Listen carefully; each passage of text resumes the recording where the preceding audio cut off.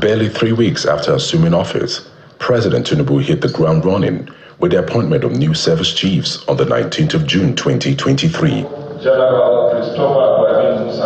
His appointment of General Christopher Musa as the Chief of Defense Staff, Lieutenant General Taoreed Lagbaja as the Chief of Army Staff, Chief of Naval Staff, Vice Admiral Emmanuel Ogala, Chief of Air Staff, Air Marshal Hassan Abubakar, and the National Security Advisor, Malam Nuhu Ribadu, appears to have stemmed the unending tide of insecurity.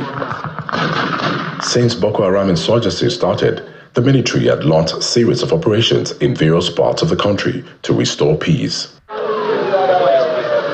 Before now, some local government areas in the northeast and northwest were not accessible, forcing the residents to flee from their homes for safety. But the military reclaimed all the affected local government areas, with relative peace returning to the areas, paving the way for a peaceful election that enthroned President Bola Tinubu.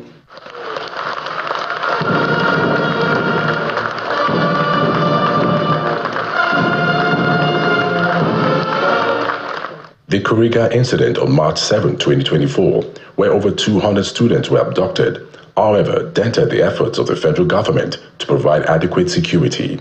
The Okwama killings of 17 soldiers on the 14th of March in Delta State is another sore spot in the fight against insecurity. With Operation Udoka in place in the southeast, the General Officer commanding 82 Division of the Nigerian Army and Force Commander of the operations laments the number of deaths recorded due to the activities of IPOB. If you look at the number of people that have been kidnapped, ransoms paid, people killed,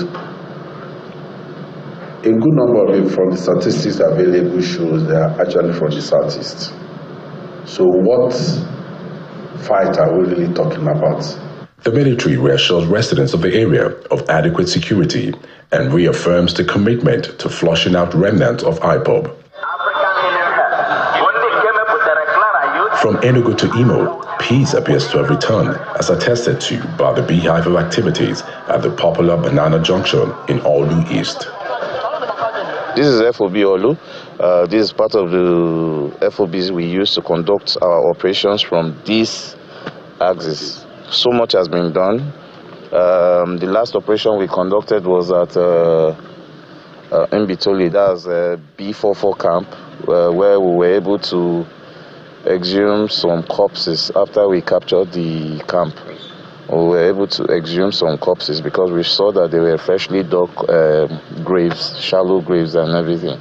Before we are running this Banana Junction, we don't have rights in this Banana Junction, but I thank God that the governor of Imo State have done it for us. The federal government is also moving to counter cross-border banditry and irregular migration. The simple truth is that we're automating the whole process, and I think by October, the phase 1 of the whole border surveillance system would have been completed, and from here we can view, from here we can see what they call like kilometers, before people even come to Nigeria, we can be able to put in the real security architecture.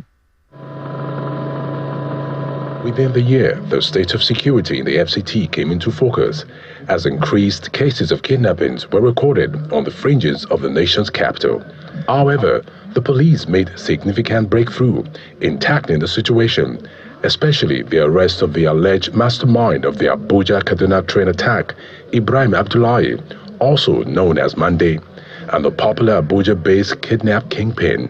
The suspect confessed to being the leader of a kidnap syndicate terrorizing Kaduna-Abuja highway, ranked amongst other criminals like Dogo, Gide, and Bello Toji. All these is yielding results, and according to the NSA, the number of terrorism-related deaths in Nigeria has plummeted from a staggering 2,600 per month to less than 200 at that moment, marking a substantial decrease. In 2023, the world witnessed a 22% increase in terrorism-related deaths affecting 41 countries.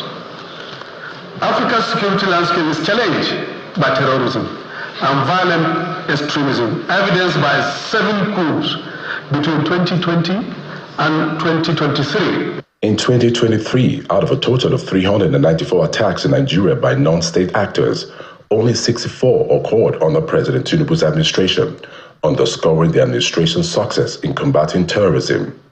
However, insecurity remains a challenge, and Nigerians are hoping for a lasting solution to the challenge.